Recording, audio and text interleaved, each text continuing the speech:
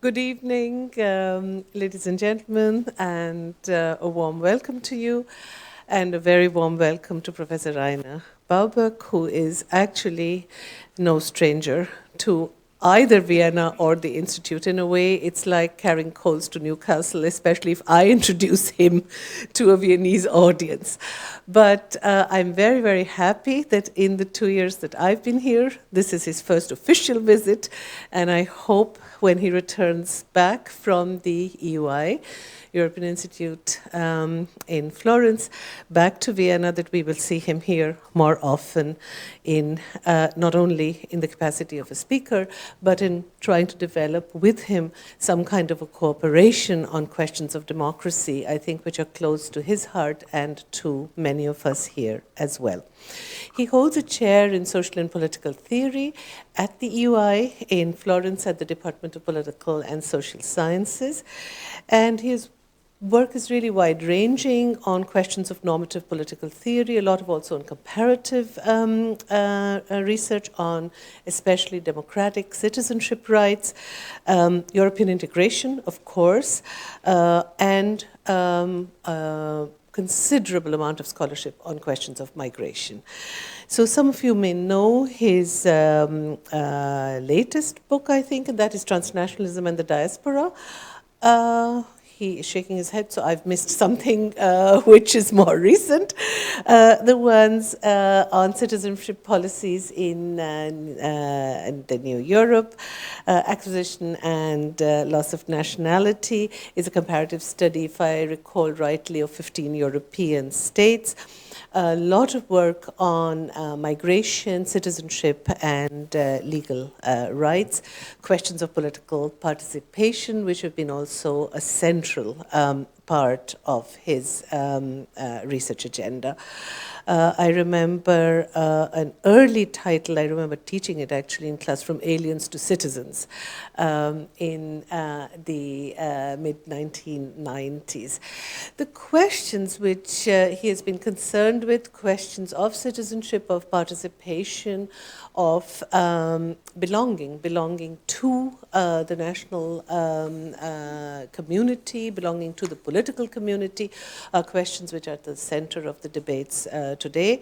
And we're going to hear him on the question of democratic inclusion, asking the question, who can claim to be included in the political community? What are rights to participate? Who has not only an interest, but who can stake a claim to participate in democratic decision-making, and with that, questions of the legitimacy of these kinds of decisions based on different kinds of criteria of inclusion and exclusion. So welcome to the IWM, and I look forward to the talk and to a discussion with you.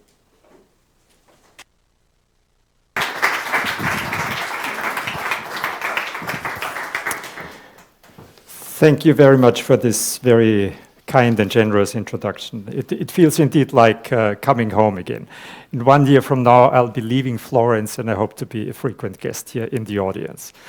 So today I'm on the other side. I have to talk to you, and what I'll try to do is talk about not past work, but a forthcoming book, which is a book in political theory. I'm a little bit afraid that what I have to say is a little bit theoretical, a little bit abstract, maybe, to a certain extent. I have prepared some handouts that I hope will be distributed among those of you who haven't got them yet, that might help you follow what I try to explain. But let me start by saying that I think what I have to say also resonates in contemporary political contexts and debates. So there's not just an academic interest. The political context that we are confronted with today is one, a confrontation between illiberal and liberal conceptions of democracy. And illiberal conceptions of democracy, I refer specifically to populism. You now have at the IWM Jan Werner Müller, who wrote a fantastic book on populism. He knows much more and can explain it much better than me. But I think there is something about populism that liberal Democrats find difficult to respond to. Populism uses a certain idea about who the people are, and they think they can answer that question quite straightforwardly. And when you ask a liberal theorist of democracy, who are the people in your view of the world, they find it generally quite difficult to answer that question. So this gap is, in a way, what I want to address. I want to provide a kind of liberal response to the populist challenge that tries to answer the question, who are the people in democracy, who ought to be included? So I won't show you a lot of slides. This PowerPoint is on because I have two tables in the end that sum up what I want to argue, but otherwise I will just try to talk and to follow more or less the outline that has just been distributed. Populism says democracy is the rule of the people. That's the translation of the word. And that's something that obviously no Democrat can deny. That's a shared common ground. It's, as Abraham Lincoln said famously, government of, by, and for the people. Secondly, populism claims, and again, that's hard to dispute, that the people is there before the government is there. Let me bring in another famous quote by Bert Brecht. You know, when there was an uprising in Eastern Germany in 1953, Bert Brecht said, well, if the government is dissatisfied with the people, why don't they dissolve the people and elect a new one? That's exactly what democracy cannot do, because the idea is the government is not created. The government doesn't create the people. The people must authorize the government. And it elects the government and not the other way around. This is the common ground. This is why populists claim to be democratic. They say we know who the people are, and the people authorizes the government, and the people ought to rule, and they rule through the populist party and the populist leader. And then they leave the common ground by saying, well, we know who the people are, it's the nation, and the nation is given. We can define the nation, and the nation defines itself in struggle with other nations. It's involved in an antagonistic conflict. And it's constantly threatened by cultural invasions, by immigrants, or by globalization. And to be strong, the nation needs to be represented by a strong leader, or a strong party. And that leader knows exactly what the people is and what the people wants. And this is when populism becomes deeply and profoundly anti-democratic. But the question about who is the people still remains. So, what's the liberal answer to that? One answer, famously also given by Jürgen Habermas, is we can define what the people is only in procedural terms. So Jürgen Habermas said, popular sovereignty is a matter of procedures. Volkssouveränität als Verfahren. That's an interesting idea. It basically means that the people govern themselves if the government emerges from free and fair elections, if the government is constrained by a division of powers and the rule of law, and if policies could have emerged from a free deliberation among citizens. That's a very attractive conception of democracy. But it does not answer the question who the people are and who ought to be included in the people. This is just left open. And some democratic theorists have recognized this and have said there is an embarrassing silence at the heart of democratic theory because we cannot define in democratic ways how the people are composed and who belongs to the people. So some have answered to that challenge that, well, maybe there is no answer to the question. Maybe all we can acknowledge is that the people is a contingent product of history. You know, just like territories and borders emerge from history, the people emerges from history. And we have to take it as it is. Others have said, no, democracy is a procedure. It's a procedure of majority decisions. And therefore, who belongs to the people ought to be decided by the people. Joseph Schumpeter, the Austrian economist, said in his book on capitalism, socialism, and democracy that we must leave it to the populace to define himself. There is no normative prescription who ought to belong.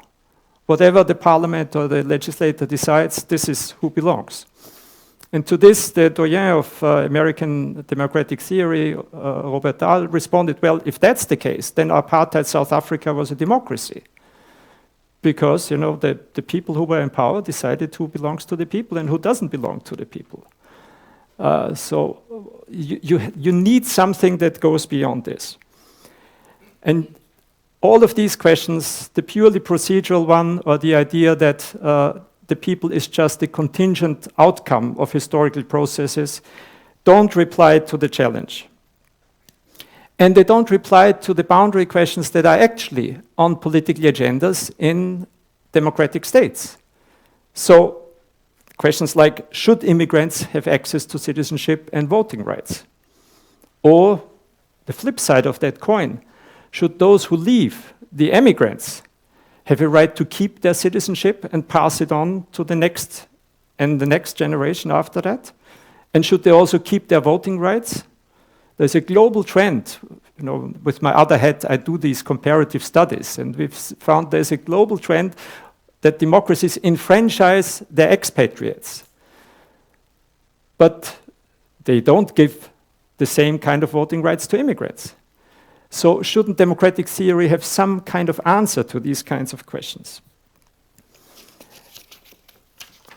Now, some democratic theorists took the challenge seriously, and they said, well, we ought to think about substantive principles that liberal Democrats ought to embrace. And the most obvious one to many in the 1980s and 1990s seemed an old Roman legal doctrine, quod omnes tangit ab omnibus approbetur. What affects all should be approved by all. And that is now known in the literature as the principle of including all affected interests. The idea is very compelling. People have different interests. And in this view, democracy is basically a mechanism for aggregating interests and coordinating them and solving what the economists call collective action dilemmas, right? That these individuals cannot solve without the coordination by a public body that has coercive powers. So the idea is then democratic government is legitimate if it treats all those whose interests are affected by its policies as equals. And that means those people should be included in the people, in the demos that elects the government that takes these decisions. That sounds all very nice, but there are some problems if you think it through. One problem is it's impossible to know in advance at the time of election who will be affected by a policy that the government has not even put on the agenda. Secondly, policy decisions, once they are taken, tend to affect people unequally. Inside the territory that is governed, not everybody is affected by the same law in the same way. And sometimes they spill over the borders, so they affect people outside the territory. One political theorist who has written a famous essay on this question in 2007, this is Robert Goodin, said, well, the conclusion is very simple. If you take seriously that governments ought to include all affected interests, there is only one type of democratic people, and this is humanity. There can be only global democracy. You have to include all interests that could possibly be affected by any government that might have any kind of agenda. And if you do that, then there's only global democracy. There is no legitimacy for states, for separate democratic entities, because what they do will always affect interests that are not contained within their boundaries.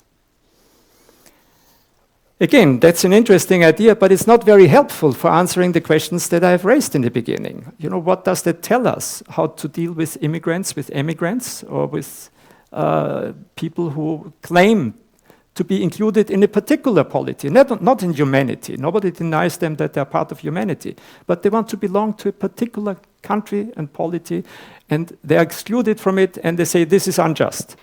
So how can that kind of question be addressed?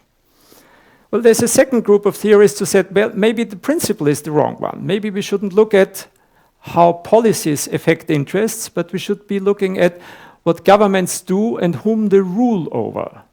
So the second conception of democracy is not that it's just an aggregation of individual interests, but that it is coercive power established over a territory. Right? And if that is your conception of government, then you would say, what's the task of democracy? It constrains people's autonomy, and it's legitimate only if it also makes people as autonomous as they could be through its laws. So that's the old Rousseauian question in a way. You know, how can you be free and still be governed? This is only if the people govern themselves, right? So it's a very, very plausible and strongly democratic idea behind this. To make government democratically legitimate, then, the demos that authorizes it must include not all whose interests may be affected, but all whom it subjects to coercion. Now, again, there are some problems. And one problem is, think about France and Algerian war and independence in the 1960s. When France already had a plan to turn Algeria in a département of France and to give citizenship to the Algerians and to include it in its territory. Basically, the plan was to annex a colony and to make it part of the territory of France itself. On that principle, that seems a perfectly legitimate thing to do. You know, you would say these people are subject to coercion, therefore they have a right to be equal citizens of that. Hold the government accountable that coerces them. Therefore, the Algerians ought to become French citizens and be able to vote in French elections. Well, the Algerians thought otherwise. They thought they have a claim to independence rather than to become French citizens. So there is a problem. If you say that it's coercion that defines who has a claim to be included, then you seem to legitimize the coercion in the first place in some instances. Secondly, there is also a problem with immigration control, pointed out by another Canadian theorist, Arish Abizadeh, who said, well, you know, look where governments exercise coercion in its most brutal form. This is not necessarily inside the territory, this is at the border, when they turn away asylum seekers or immigrants, when they exercise immigration control powers. So if you're serious about this principle, that everybody who is exposed to government coercion ought to be included in the demos, then you have to include the rest of the world whom you deny immigration rights in your territory. And they have to be part of the democratic people that decides on the legitimacy of the immigration laws. Otherwise, your coercion is illegitimate because you expose them to coercion without including them in the making of the laws that coerce them. So, again, not an easy principle to follow through and to match with democratic practices. What is my response to these conundrums? I suggest that these principles, including all affected interests and all subject to coercion, basically suffer from the same defect. They try to derive the composition of the demos, the democratic people, from an output of the democratic process. So what's the output of the democratic process? The policies that governments decide and that affect interests, or the government institutions that are legitimized through the vote of the demos and endowed with coercive powers over a territory and population. All of these are outputs of the democratic process. And then they say, well, those people who are on which the output impacts affected interests or people are coerced are the same people that on the input side have to authorize the government and elect the government. So you end up in the perfect circular type of reasoning. And the only way out, I think, is to cut the circle and to stretch it into a line and to say this, we have to start with an idea of who the people are, and then the people authorizes the government, and then the government decides on policies, and it stops there. You cannot define who the people are by looking at this output. You have to have a prior conception of the people. That fatally looks like we are coming back to the populists, who say the people are already there. What are you talking about? It's kind of naturally given. Yeah? It's the nation. What else would it be? Well, I think it's not necessarily the nation if you ask the right kind of questions about these steps in the democratic process that I have just sketched. The first question is, who has a claim to inclusion in the demos? The second question is then, who has a claim to protection by the government he or she is subjected to? And the third question is, which interests must be taken into account when governments make policy decisions? And we have to answer the questions in this sequence in order to escape from that kind of circle that I've just sketched. So, let me try to do this now, and I will take them in reverse order. I will start again with the question how to take into account the affected interests, because that's easier to explain, and then I, in the end, will come up with an idea of how to define who the people are and who has a right to be included in the people. Before I get there, I have to make a few background assumptions. So this is now the second section in the handout, if you have it in front of you. The first one is to say that a claim to inclusion has a certain grammar. There is a grammatical structure to inclusion claims. And the grammar basically is, maybe it's best to illustrate it with an example. If I knock on the door of a chess club and say, look, I've just moved into this town and I'm a good chess player, which by the way, I'm not. I don't play chess at all, but just for the sake of example. And I tell them, look, you should be interested in having me as a member, right? This is what your club does. You play chess, you want a good chess player, here I am. So, what does that inclusion claim involve? It basically says, on the one hand, there are circumstances that put me as a claimant in a relation to the association, to the chess club. I am here. I play chess. Right? And secondly, what I do is I appeal to the purpose of the association. You are a chess club. You should be interested in good chess players, and that's me. So I think any inclusion claim, not just a democratic one, has to have this kind of relational correspondence between an individual or a category of individuals that are in a relation with an association, and secondly, the purpose of that association itself to which they can appeal. How does that apply to democracy? The purpose of democracy is to promote individual autonomy and well-being and to achieve input legitimacy for public coercion through collective self-government. I won't defend this anymore, but let me just say this. This is, I think, what democracy ought to do. It ought to protect individual freedom and promote individual well-being. And it does this through saying we can do this if there is a plausible assumption that you are part of a people that collectively rules itself, and this makes the government legitimate. And I think this provides, in the end, the key to the answer how to define the people. I will skip, for the sake of time, two other points on background assumptions and come now immediately back to the inclusion principles. First, the two that I've already mentioned, because I think if you revise them and reframe them in the framework that I've just suggested, they make complete sense and they are no longer contradictory and don't produce these counterintuitive outcomes. So let's go back to all affected interests and let's think about this again. Let's assume not a world state, but a world with bounded political entities. States, but maybe also things like the European Union or the city of Vienna. These are bounded polities that have democratically elected governments that can pass legislation and that claim to be legitimate because of the way they are elected. So let's assume such a world in which there's a plurality of these polities. And now assume again that these governments take decisions that affect interests of some people outside their jurisdiction and their territory, and that do not equally affect all inside the territory.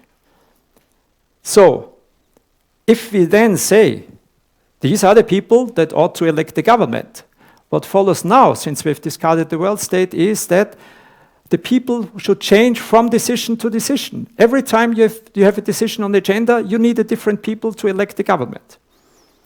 That's, again, pretty unworkable, although some theorists have defended that idea. Where then does affected interest really fit in the democratic process?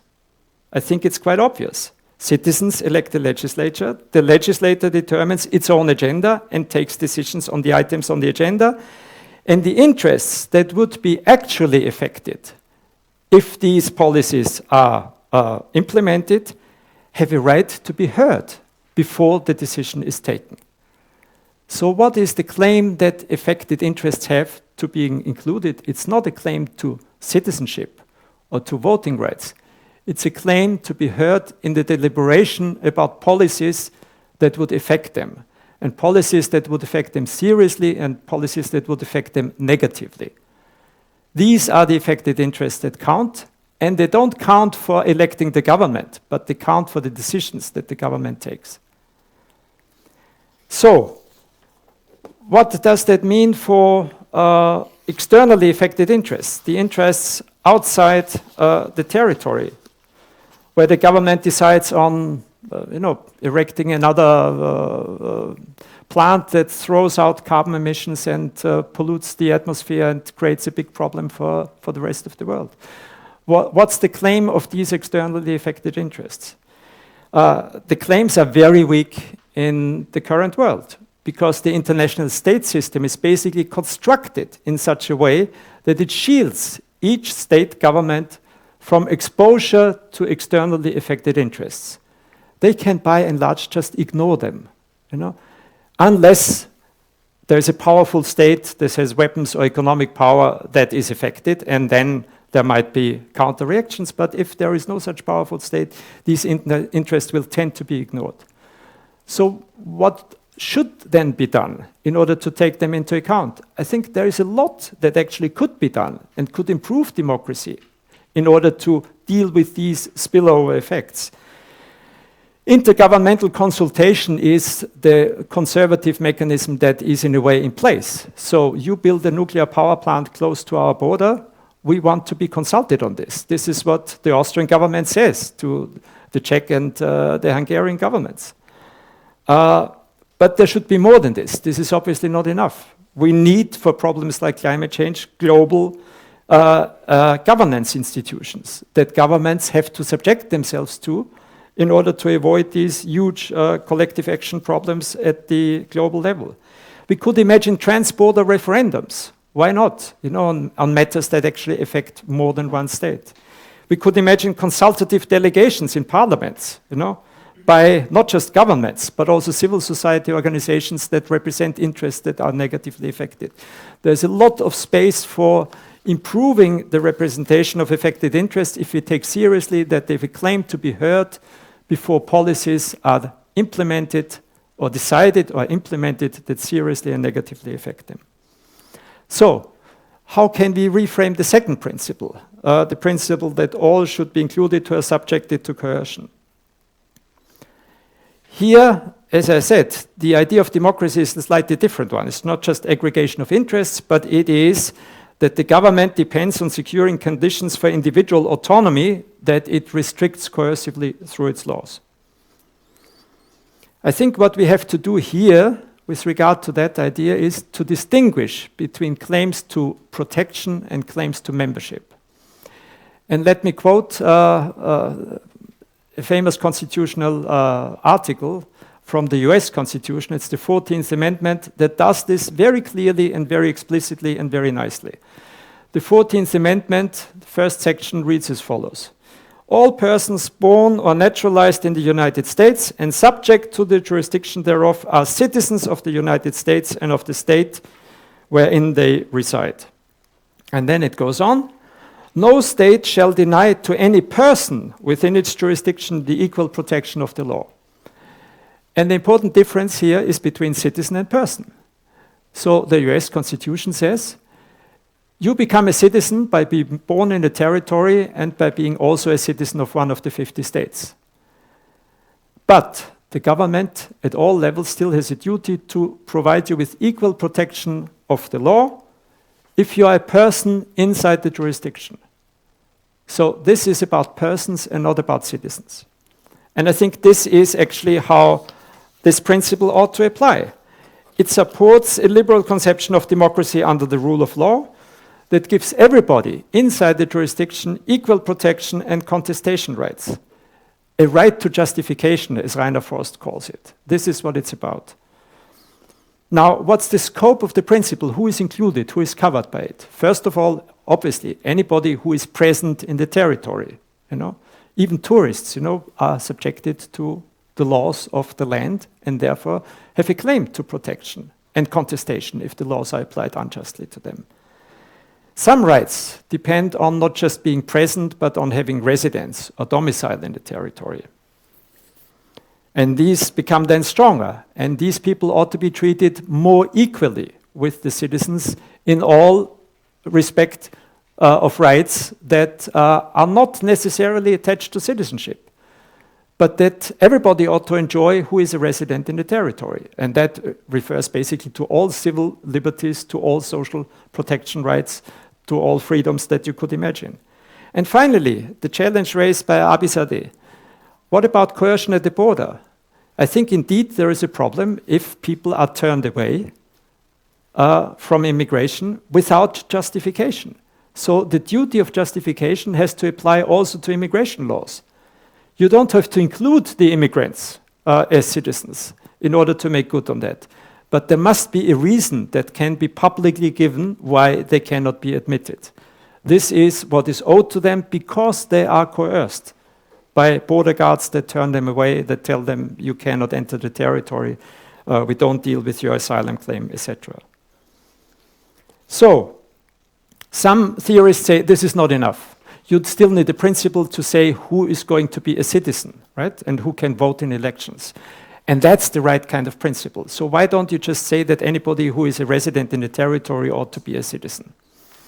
Well, I'm going to answer that question, but let me just observe empirically, this is not the case anywhere, right?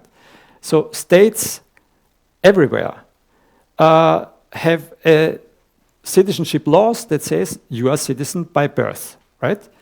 And if you want to change your citizenship, you have to naturalize, you have to apply for it. You don't become a citizen just by being a resident. This is not enough anywhere.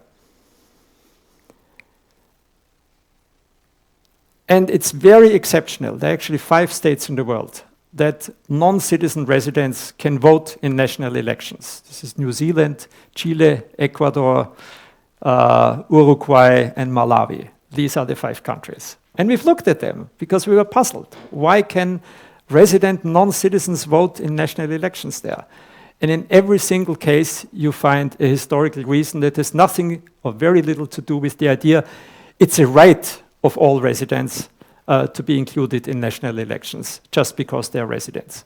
So no state accepts that principle that many theorists and many good friends and colleagues of mine think is the right one to answer the question, who is the people?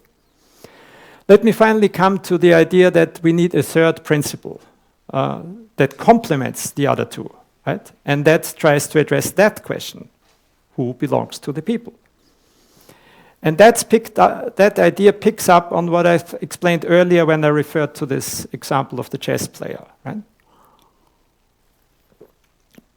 The idea of relational correspondence of membership inclusion to democracy. So basically what I think you need to relate is citizens that have an individual interest in their own autonomy and in their own well-being, and the collective body of all citizens that has a corresponding collective interest in their collective autonomy and in their collective well-being or flourishing, however you might want to call it. These two things need to be related. And how can they be related? By tracing the relations that individuals have with particular polities. By saying, under certain conditions, your autonomy and your well-being depends empirically on being included as a member in that democracy that is interested in a collective autonomy and collective well-being.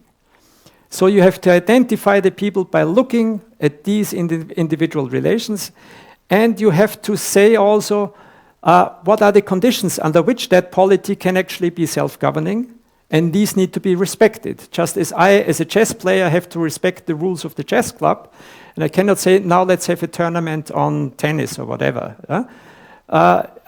So individuals have to match with the collective interest in self-government of a democratic polity. My claim is, and I will flesh out that principle as we go along in the next 10 minutes. So the idea is that this provides an argument for inclusion of people who are in that position, that they are dependent on being included as members, but also against over-inclusiveness. It provides, unlike the other principles that always aim at, well, eventually we need to include all humanity, you can easily say, well, there are people out there who maybe are turned into citizens, but shouldn't be there because they don't have a relation with the state that gives them a claim to citizenship. Let me mention the example, Italy, where I now live, has a law that turns more than 1 million Argentinians into Italian citizens who can vote in Italian elections because they have one grandparent of Italian origin. Their main interest is a European passport. It's not voting in Italian elections, but the Italian MPs campaign in Argentina in order to get a seat in parliament. So that's weird. This is over-inclusiveness. This is actually damaging the integrity of Italian democracy to a certain extent because these people shouldn't be included. And there were instances where there was talk, have they tipped the vote? Did the vote go the other way? Because these expats were enfranchised.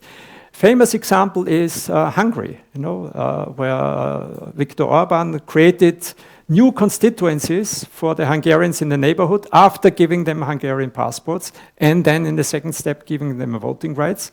And that was designed, in order to preserve his majority, his constitutional majority in the Hungarian elections. There is a problem. These are linguistic minorities in neighboring countries. It's not obvious that Hungary is the country whose citizenship they need. Slovakia responded to this even by saying, if you take on Hungarian citizenship, we'll take away your Slovak passport. And that for native linguistic minorities. That's not the right kind of solution. It was obvious that they had a claim to Slovak citizenship much more than to Hungarian citizenship. Anyway, I'm trailing off because this is just to illustrate the implications that over-inclusiveness also is a problem for democracy. So, what we have then eventually is 3 democratic inclusion principles that have different scopes and different domains. And here I refer again to the not just to the handout, but I'll show you now if that works.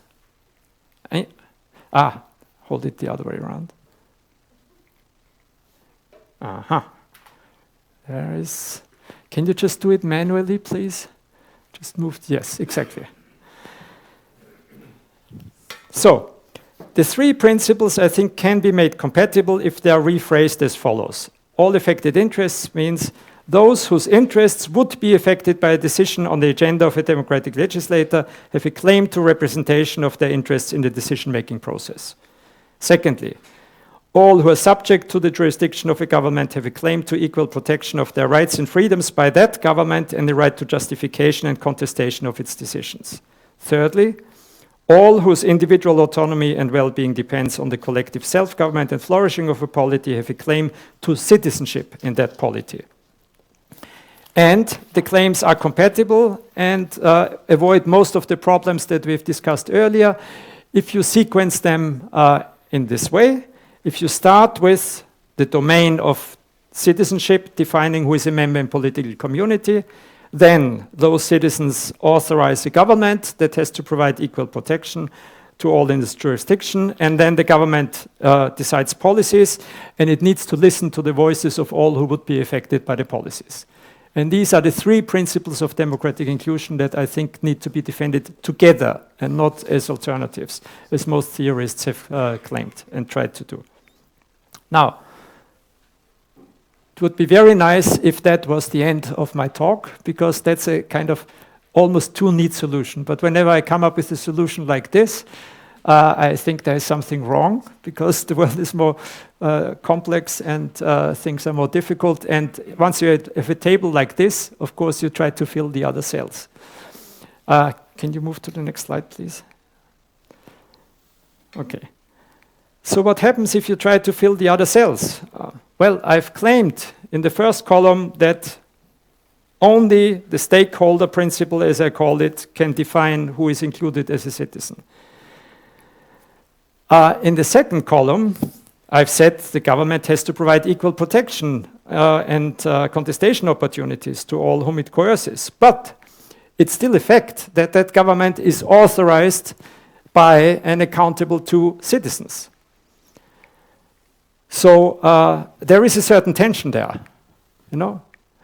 This includes many non-citizens, and here it's the citizens to whom the government is accountable. How do we guarantee that there is not a big discrepancy and the government will only protect the citizens?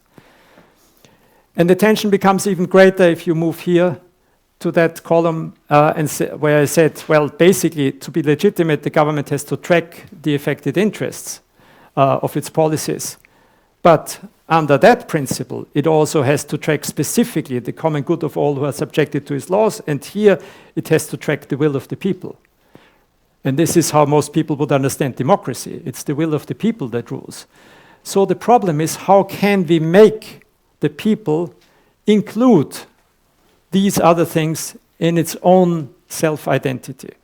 And this is, I think, where the populists and the liberal conceptions of democracy are radically at odds with each other.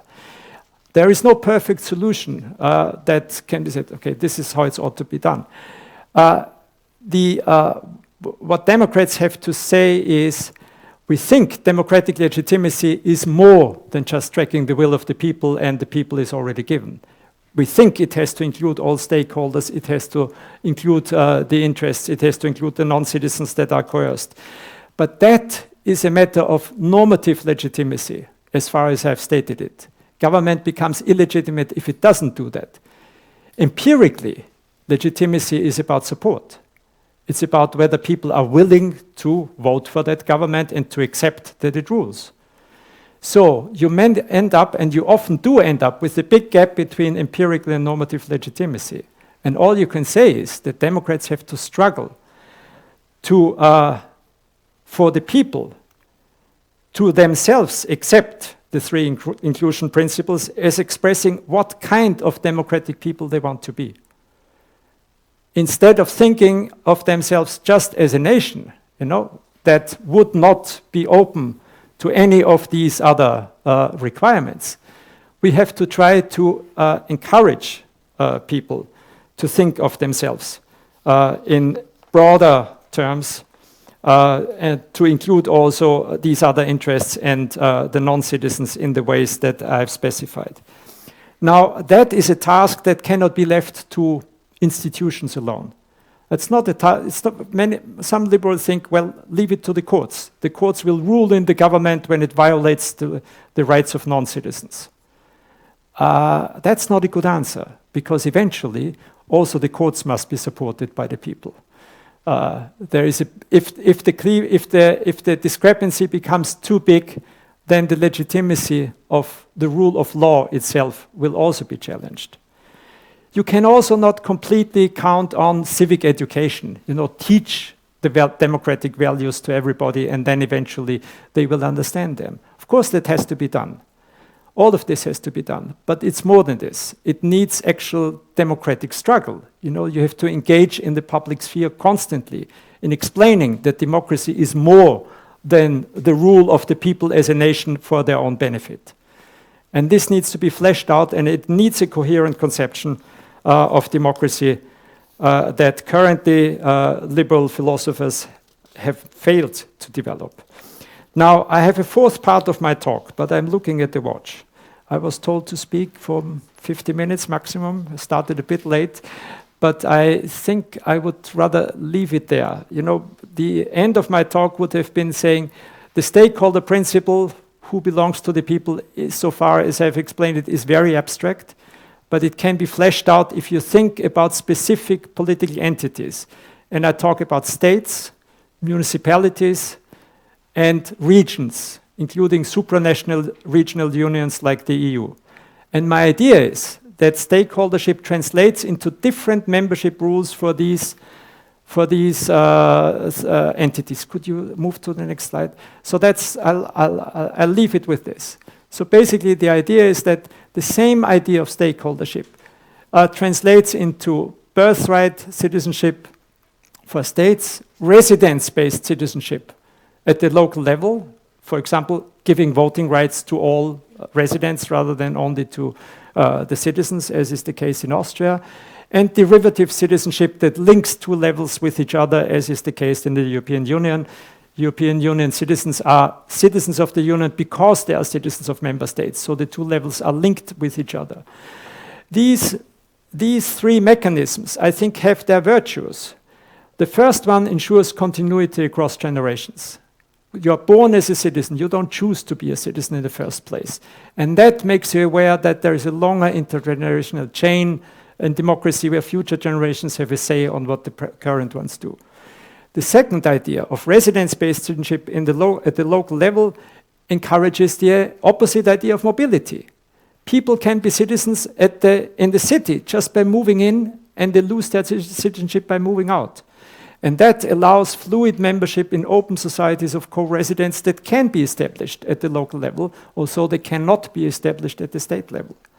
And finally, the idea of derivative citizenship is the idea that states are not the ultimate entities. They can be composite, like federal states are, or they can themselves compose larger unions like the EU. And again, the idea of linking the two levels sustains union over time, and that is beneficial for democracy.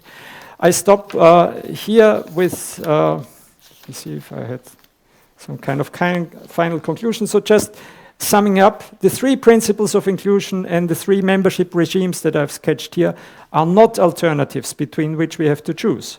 They can and must be combined. It's a synthetic theory, and that makes it unfortunately slightly complicated. So that's the problem that I sometimes have when I give a talk on this. But a monistic theory that says one principle rather than the other runs inevitably into problems that I've tried to specify. So it's better to think about democratic inclusion in a pluralistic way, and that's the subtitle of my talk. And that helps us to understand also the tensions between principles that still stay there and between levels of democracy, but it helps us also to criticize both unjust exclusion and illegitimate over-inclusion. I thank you very much for your attention.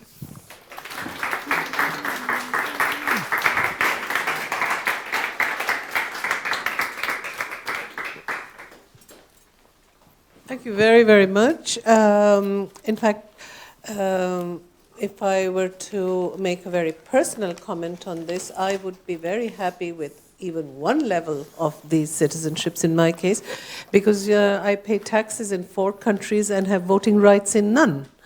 I am probably an extreme example of in a country like India, where just 8% of the population pays taxes, right? So this tells you something about the Indian condition. But apart from that, it's a country in which a lot of more people go to vote than in Europe, which also tells you something about the nature of democracies and the shift.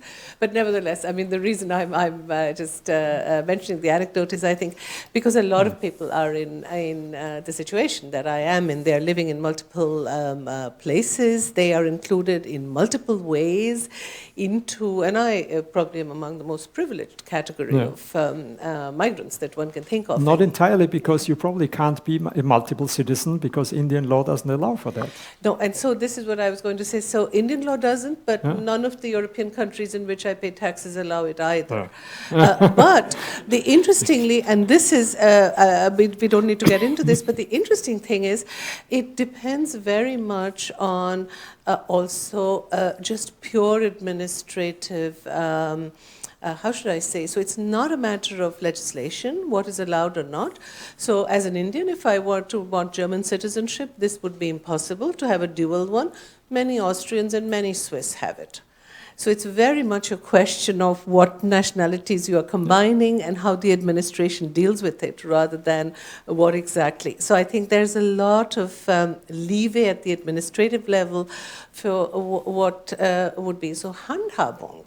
Es geht nicht das Recht, es geht wirklich so sehr wie man das handhabt. So this is also very interesting. I sort of do an empirical sport of asking people if they are able to combine, and it's very interesting which ones can be combined de facto, although de jure I can't. Yeah. Under Italian law, I could be an Italian citizen. Yeah. Under Austrian law, I can't. Yeah. So it's very interesting how there is a total disjunct between the de facto and the de jure here as well. So there are many, many interesting things which I were going through my mind while listening to your talk on multi-level membership and different criteria at different levels for inclusion and exclusion. And with that, of course, the floor is open. So this was hardly a theoretical comment on my side, purely empirical. Holly is going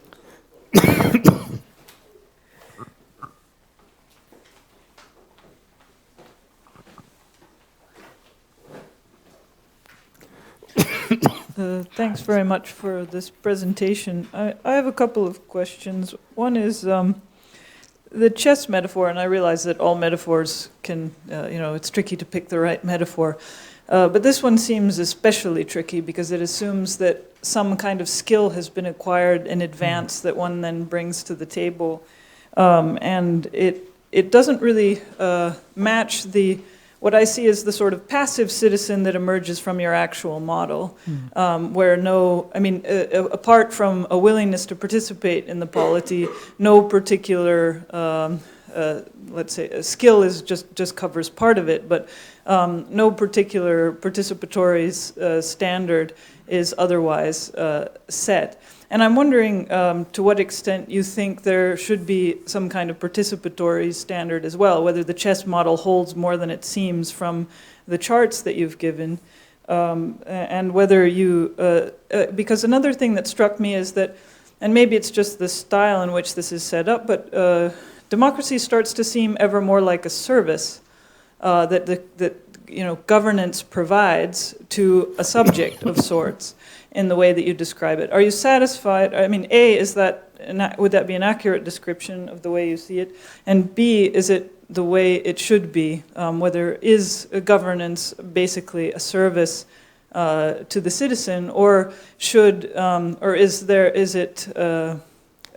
some kind of expectation of either capacity or action or some other thing, or at least not expectation that be necessarily the case, but or required, but that aspirationally the case. And that's obviously a kind of fraught issue in itself. The other question I have is about the model that you give here. Strikes me as an extremely depersonalized model, or depersonalized in the sense that power itself is depersonalized in the ideal form in which you present it. And so it's hard for me to imagine, for example, a charismatic figure in the model that you offer. So, for example, if I think of somebody like Orban and the way that people view Orban, a lot of the people who did vote for Orban are nationalists, and they share a certain set of ideas. At home, things like, some of them would be anti-Semitic, certainly a lot of them would be revisionist about the territory of Hungary. But Orban has made a political issue out of neither of these things, and so in some respects he's created a polity rather than worked with one that was already there. And if there is representative government of any kind, how can you get around the personalization of power in this way that is creative and constitutive of even ideas about what governance is and should be and means? Big question. Can I answer immediately? Yeah. Okay, so on your critique of the metaphor, You're entirely right. You know, I picked out this idea of the chess club as a voluntary association to say that the principle of relational correspondence that gives what is the grammar of moral inclusion is not specific to democracy. We recognize this for any kind of human association towards which inclusion claims can be made. And that applies to the chess club, it applies to families, it applies to states. So it was meant to be generic in that kind. I thank you for pointing out that there is a big disanalogy between voluntary associations and states and their membership regimes. The disanalogy is there empirically.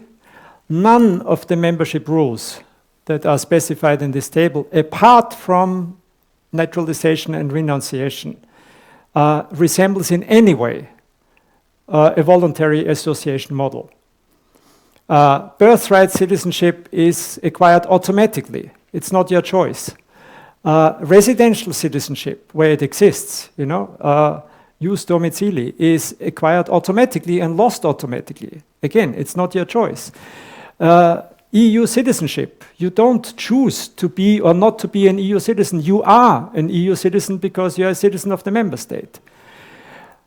Voluntary naturalization and renunciation is, in my way, just a correction mechanism for these basic automatic attributions of citizenship that are constitutive for any type of polity that I can possibly imagine.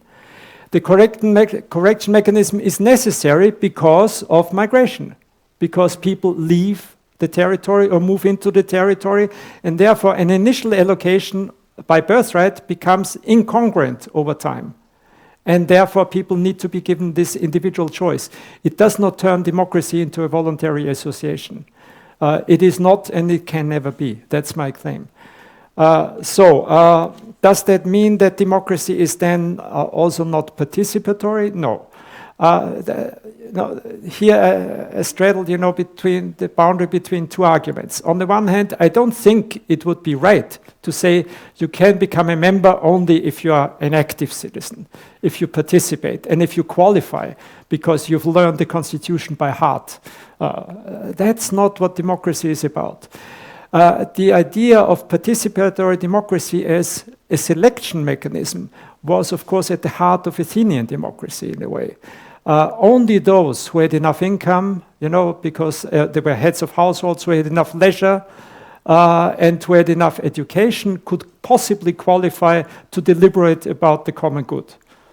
Now, what liberal democracy has done is it has found substitutes for each of these requirements. The welfare state substitutes for the idea that you need to be rich or to pay taxes in order to be a good citizen. Public education has substituted for the idea that it can be only an enlightened elite that is included in democracy. So all of these ideas are gone because we believe, at least in liberal democracies, that people have a right to be included because of the way they relate to the state and the government, not because how they individually qualify through their merits and through their participation. That does not mean that participation is irrelevant, but participation is relevant in the same way that I said previously, changing the will of the people is relevant. Democracy does not work if nobody goes to elections and if nobody debates about the public issues on the agenda, then it degenerates into something that is just service delivery, as you characterized it. But that's a degenerate form of democracy. So what you need to do, you need to stimulate democratic participation among those whose claims to citizenship are undisputable. You cannot possibly do this by saying we kick you out or we don't let you in unless you qualify because you are such an active and participant, engaged citizen. This is not a liberal model of democracy.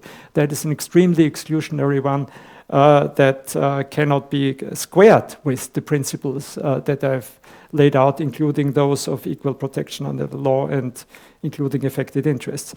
Now, your second question about the depersonalization of the model, that's an interesting one, and I don't have an ad hoc answer. Of course, democracy is also something that is about, it's not about faceless civil servants, who are just elected to do something and we don't even know who they are. Democracy is also competitive struggle between people who compete for votes based with all their personality, basically. Yeah? The populist leader is the extreme model of personalized politics, you know. And indeed, he claims in the end, I know who the people are, and maybe I can even change who the people are through my own action. They, as Jan Werner Müller beautifully explains, they claim that they represent the people and they cannot be challenged on that ground because it's them. And this link between a personality and the people is extremely dangerous. So I think the personality principle needs to be kept at a level where there is open competition for votes, for influence, for where charismatic people cannot trump the game by grasping the power that is there and saying, I represent the people. Nobody can represent the people. The people can only represent themselves. So democracy is not service delivery. It's not the rule of the charismatic leader. It is a competition for the definition of the public good in which personalities play a role, but a secondary role that has to they have to be held accountable by the people, and ultimately the people defines its own will and they don't.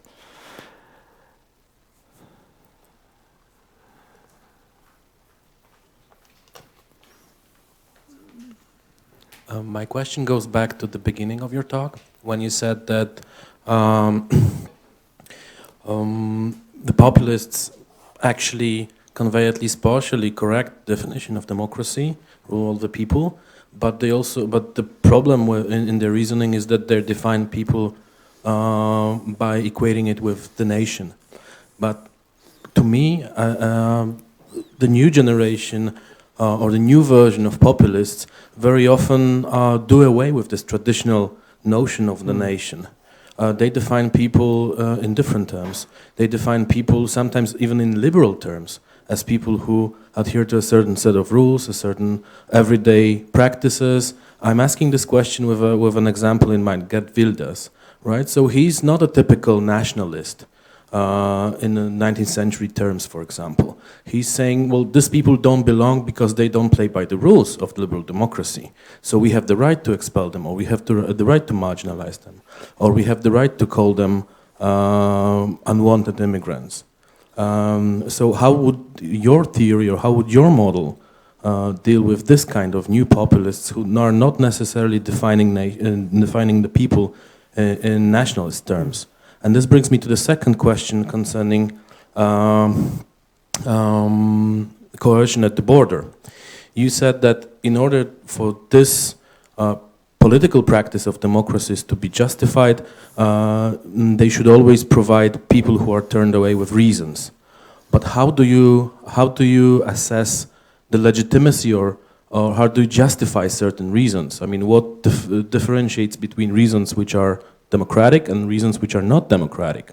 What if a populist from the first part of my question says, well, we will turn away all people who have more than one wife because this doesn't fit to our definition of liberal polity, right? This is not necessarily nationalistic. This is not necessarily Trump's travel ban. This is a certain justification for turning people away. But this doesn't necessarily make this justification democratic. So how would you basically define reasons given at the border in democratic terms? Very good.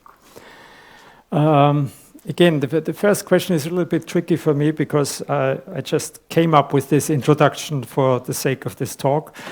This is not, the book and the essay is not about populism at all. It just tries to flesh out what I think is a liberal Republican conception of democracy and citizenship. But it occurred to me that it provides an alternative, I hope, to populist conceptions, and this is why I started with the contrast. So I'm not an expert on populism. But I would guess that populism indeed is very malleable, in how it fleshes out the idea that the people is the nation. I think the nation is nearly always there, always at the core somehow.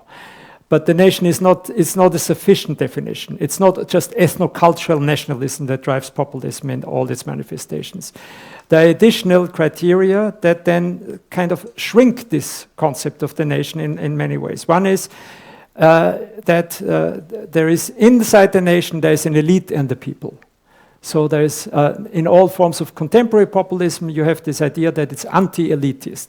There are people who are part of the nation, but don't belong to the people because they don't represent the people, they cheat the people, basically.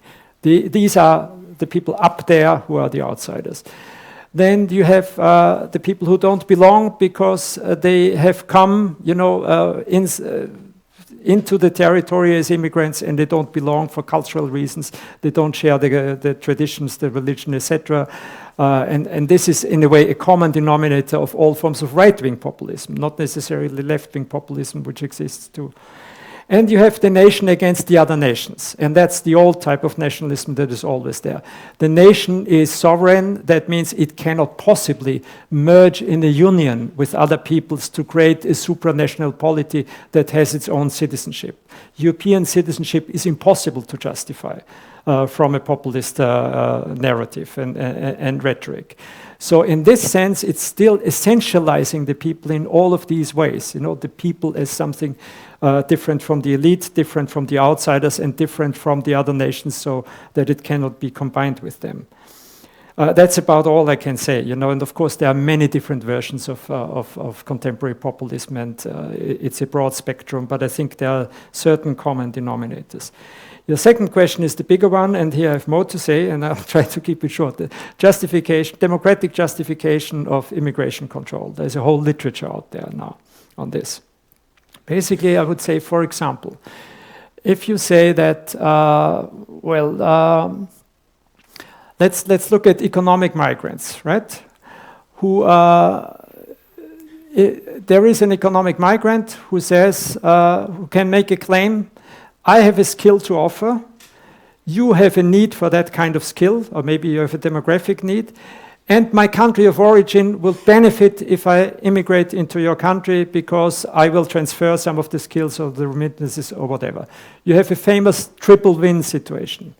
On purely utilitarian grounds, it's very difficult to say that, no, it's our sovereign right to say that there will be no immigration program for people like you because we want to preserve our cultural identity. If you take seriously that governments have obligations towards outsiders whose interests they affect negatively, that includes the way they affect them negatively by keeping out immigrants who might actually be beneficial to both states and might benefit themselves too.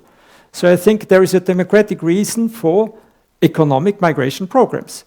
The flip side of that is you cannot extend the same argument into an open borders argument that says, let's open the borders of European welfare states for immigration of poor, economically motivated migrants from around the world, because the outcome of this would be a breakdown of welfare systems that is hard to justify towards the citizens of the countries that the government is accountable to.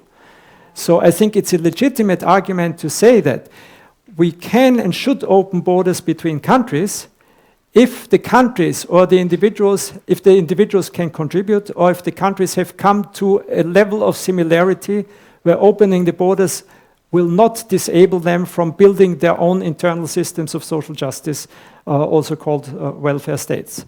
So that, I think, would be a democratic argument about economic migration. That argument would not apply to refugees. It would be unjust if you said, you are fleeing from persecution, you happen to be struck with citizenship and nationality of a state that persecutes you or doesn't protect you against the most extreme forms of violence. It's not our responsibility. I would say this is the responsibility of states in the international state system. And if some states failed in that responsibility, then all the other states have a duty to make up for this by giving people substitute protection that they lack by their country of origin. So the claims of asylum seekers are very strong because of that. David Owen has called it a legitimacy repair mechanism in the international state system. This is what asylum actually is. And this is why they ought to have priority over economic migrants who don't have a claim to protection. So we could go on like this, different types of migrants. But these are, I think, democratically justifiable arguments why some migrants ought to be let in and other migrants can legitimately be told, sorry, others have priority.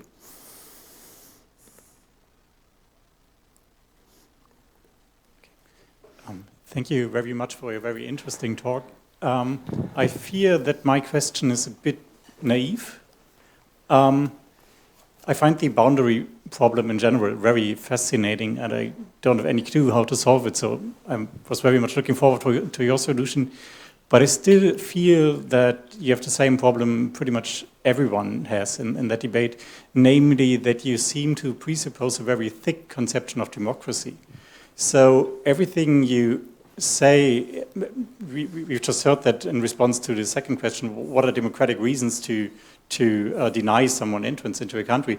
Well, there's a lot of talk of utility, economic reasons, justice, human rights. I think the same applies to the first two dimensions of your inclusion principle or line of principles. My rights should be respected. I should have a say when I'm affected, right? Something like that. Has that anything to do with democracy in a strict sense, in a narrower sense? I think on your conception it has, but I would like to understand what your thick conception of democracy then is. I think one could meaningfully distinguish between a very thin conception of democracy, one that I fear many populists would endorse, and on the other hand endorsing something like a very high-stake liberal principle of justice, something like that. But you seem to mix the two up and already include the very thick principle of liberty or justice into your conception of democracy. Thanks. Well, that takes us back to the first part of the talk. Indeed, I think I did say that there are democratic theorists who think of democracy primarily in procedural terms. That's the thin conception of democracy. You say that democracy is a certain set of rules, right? And if you follow the rules, then the outcome, the government or its policies will be democratically legitimate. I was trying to point out that conception of democracy doesn't allow you to answer the boundary problem.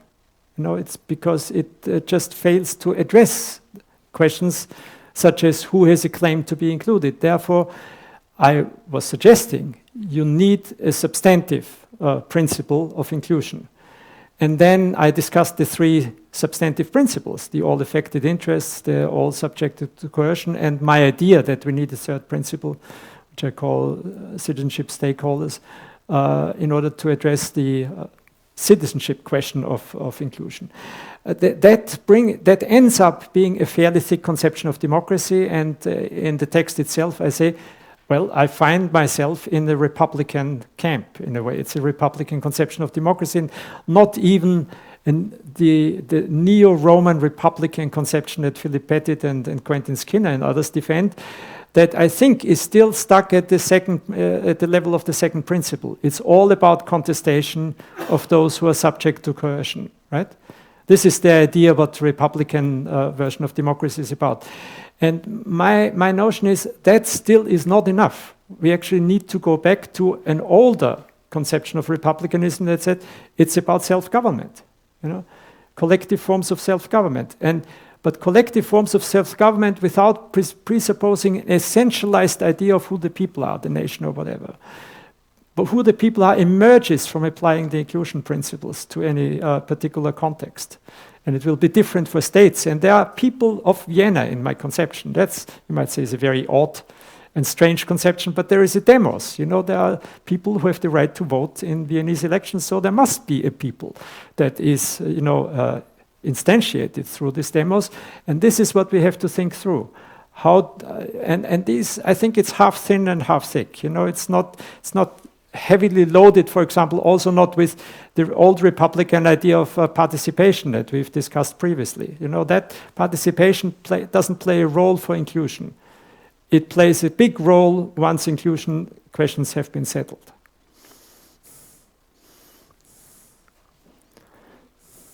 I understand that your theory is tailored for European democracies facing the problem of migration and growing populism, but still I'm tempted to ask you, to what extent do you think this theory is applicable to other regions, like, for example, for the post-Soviet space? Because we have here some visiting scholars from Ukraine, for example, and myself, I'm from Ukraine, which is an interesting kind of laboratory talking about citizenship and exclusion. So from my perspective, we can see that it's often granting citizenship is also an instrument of power politics, an instrument of geopolitics, and an instrument of changing borders. So don't you think that your theory maybe needs some kind of external principles to deal with this challenge? But also I would like to ask you, if possible, I don't know, maybe you could comment on the situation we are having now in Ukraine, where we have some territories not under control of the central government, and separatist government are starting issuing passports, their own passports, and still from the Kiev perspective, these are citizens of Ukraine, but in public discourse, but also on the many level of social policies, it's a very ambivalent situation, because de facto these people are not full citizens of Ukraine anymore. So how would you, from your perspective, comment on this? Thank you. Thank you for this question. Let me say, of course, we all speak from a perspective that, from a context that we know. And for me, this is the European context. It's no longer exclusively the European context. So in a lot of my research time, I co-direct this observatory on citizenship that is now extending itself to a global scope. And the continent that I've studied most after Europe is South America. And surprisingly, South America is very similar to Europe in many ways. The citizenship laws are similar. The voting rights arrangements for non-citizens, for example, are similar. And you have projects for building supranational unions in South America that would have their own form of citizenship. It's not as far progressed as in Europe, but it's not just a European idea. I think it's in principle possible and actually happening in other parts of the world to aim for the same type of multi-level citizenship that I've sketched out. But secondly, you're entirely right. There are presuppositions for thinking about this, and the presuppositions is consolidated democracies, right? That have no disputes over their territorial borders. Once you don't have that, it's very difficult to think about that kind of approach, as this is what the government ought to do in terms of enfranchising citizens, etc. I still think that if you try to apply the theory to these contexts of transition to democracy or contestation of external borders, it has something to say. For example, if you look at the Baltic states, and their citizenship policies after independence, what Estonia and Latvia did is to say that our countries had been annexed in 1940. We go back to establishing the old citizenship laws of the 1940s, and only those who were citizens in 1940 and their immediate descendants will automatically be citizens of the newly independent states of Latvia and Estonia, which means up to 1/3 of the population who were immigrants, internal migrants in the Soviet Union, who settled in those countries, were excluded from citizenship, and a large number of them ended up being stateless. So how would a citizenship stakeholder principle respond to this? It would say that it would have to say the condition for self-government are important. And the conditions for self-government were that these were actually unjustly annexed countries that have every right to re-establish their independence, right? And in those cases where the states had a prior existence, it was not completely unreasonable to say we want to reestablish continuity. Other states were created from scratch, so they couldn't go back to a previous citizenship law. But they have to offer the option of naturalization to their resident populations in a way that does not set the bar so high as it was set in Latvia and Estonia. With very harsh language tests at the level of high school exams that made it practically impossible. And that made those Russian populations look the other way towards Moscow to a certain extent. So they created their own problems by the way they excluded them. And I think it's obvious, at least from my kind of approach, that these Russian populations who had chosen to stay in these countries after independence, had every right to be considered as stakeholders in the citizenship of these new countries and therefore to be included. Maybe not at independence, but at least after independence. And they were not. The other scenarios that you referred to, the territorial conflicts in Ukraine and the handing out of passports to territories that then become de facto states, and we've seen that previously in Georgia with Abkhazia and South Ossetia. We see it in Transnistria today, where it's Russia that pursues that policy specifically, first handing out passports and then claiming these are now our citizens, we have a right to protect them, right? And that goes up to military intervention. It's hard to think about, do you need a big normative theory in order to figure out why that is unjust? It's blatant. That's a violation of the territorial integrity of states that are evolving democracies. So the purpose of the intervention is to stop the evolution towards consolidated democracies. And that, is obviously something that is indefensible from a perspective that says we need to achieve that consolidation of democracy in order to implement the proper norms for inclusion in the three ways that I've tried to specify. So I'm not saying you can immediately apply this theory, but the presuppositions of the theory, are part of it.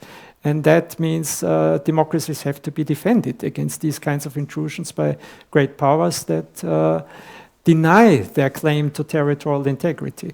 Having said this, it still means, for example, that democracies that host historic minorities that have seen themselves as being distinct from a dominant nationality and oppressed by them, they have a claim to autonomy. And a multi-level conception of democracy allows to satisfy these claims by saying, well, why can the state be reconfigured as a plural national federation, for example?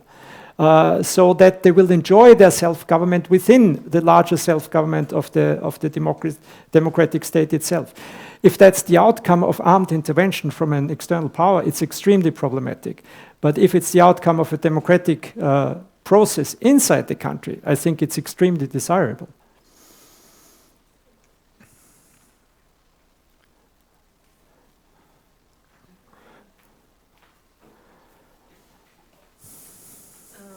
Maybe one last question, which follows up on Tanya's question. Taking it out of the Ukrainian context, don't you think even in what you call consolidated Western European democracies, one of the problems is of what constitutes citizenship? It's not only just a question of how to define democracy, thick or thin, but I think what you are seeing at the moment is an unbundling of citizenship rights where political rights, economic rights, and social rights don't go together. And these are these whole debates on whether we are, there was a congruence, there was a package. So if we think through this problem with Marshall, for example, what you're getting is the fact that these three are getting increasingly disentangled with some states willing to provide migrants with certain rights, so political rights they definitely don't have, economic rights but of a certain kind, but if their children are living in Bulgaria, then they will not get child allowance, or only up to a point. Social rights, yes, but only as long as your pension is limited according to whether you continue to stay on here or return back home. So what you're getting is a new kind of configuration of what citizenship could mean. And I think that is a question which needs to be addressed as much by normative theory as the fact of how to include or exclude, because I think the things into which people are being excluded and included are getting increasingly more complicated, and they don't come together as a package anymore. Great question. So the unbundling of citizenship rights, the famous trinity of citizenship by T.H. Marshall was civil, political, and social citizenship. And many theorists have pointed out that these no longer go together. So the civil rights of citizenship have been transformed into human rights, basically. The social citizenship rights have been transformed into rights, that people enjoy just because they are residents in a welfare state that provides these rights. There is no distinction between citizens and non-citizens with regard to most social rights inside the territory. I come to the problem of outside the territory in a minute. So what's left over is political rights that seem to be still fairly strongly attached to citizenship as a status. And some theorists have said, well, this is just the last piece of citizenship that is going. Citizenship is fading away. It's becoming ever less important to have the status. It's the only thing that most theorists acknowledge still. It's important externally for your mobility rights, so that you can travel to other states on a valuable passport. But the internal rights no longer matter. My response to this is, under the three inclusion principles, civil rights and social rights should be unbundled from citizenship. They are not a matter of citizenship in my conception of democracy. They should be disconnected from it. For political rights, it's different, because citizenship ultimately means being a member of a self-governing community that authorizes a government through free elections. It's very difficult to imagine how political rights could ever be completely disconnected from citizenship. Now, people point out, well, look, there are 12 EU member states that give local voting rights to non-citizen residents, not just EU citizens, third country nationals. They can vote. In Austria, that's not the case. The SPÖ and the Greens didn't manage to pull this through. The Constitutional Court said no. But many other countries do this, also Latin American states, as I mentioned before. Isn't that an unbundling of political rights from citizenship status? My answer is no. This is something else. This is the creation and strengthening of local citizenship. It's a rebundling of political rights and citizenship, but at a different level, not at the state level. Then what it means to be a local citizen is to enjoy all the services provided to residents, plus to be able to vote for the local government and to be represented by the local government. And this is citizenship. This is not an unbundling. The unbundling idea with regard to political rights comes from our being stuck in the idea that citizenship is also always about the nation state. It is not. There are other types of polities around, and there is no unbundling. It's a rebundling and reconfiguration. However, your second point is a very acute observation. Across borders, it looks quite different. This is the internal configuration. But once you look at what citizenship rights you have when you move, right? And you referred to this also initially, right? It looks actually, there is a lot of differentiation going on, and it works out in different ways for different people. And that's a part that I actually skipped in my talk, that the whole theory that I develop has one background assumption, which is that we still live in relatively sedentary societies, where majorities, spend most of their times inside the territory, and the mobile people are seen as those coming in and going out of these relatively sedentary societies and populations. That's just a demographic relation between these two groups. It is important for this conception of democracy, because then you can actually say, well, these people have a right to be included, or maybe they still have a right to be included even after they've left, but it's in relation to a territorial state that governs a relatively sedentary population. Now, in some of my recent work, I've tried to speculate, what if that changes? What if the majority were actually mobile and the minority were sedentary? So that the sedentary population has to integrate into a mobile majority. How would the mobile majority constitute itself as a people and govern itself as a people? What would be the rules of representation? What's the purpose of having territorial jurisdictions if everybody moves in and out of those? And if they see their interest in their rights attached to non-territorial forms of associations that probably provide them then with services like education, health, etc. I think in some ways it's possible that the world is moving this way. But if it is, then we have to rethink democracy from scratch. And I don't have a clear answer how to do that. Thank you very, very much for this wonderful talk. With that, let me just invite you downstairs to a glass of wine or more and some cheese, and we can continue the discussion downstairs. Thank you very much for being here with us this evening, and just find your way down this one flight of stairs. Thank you.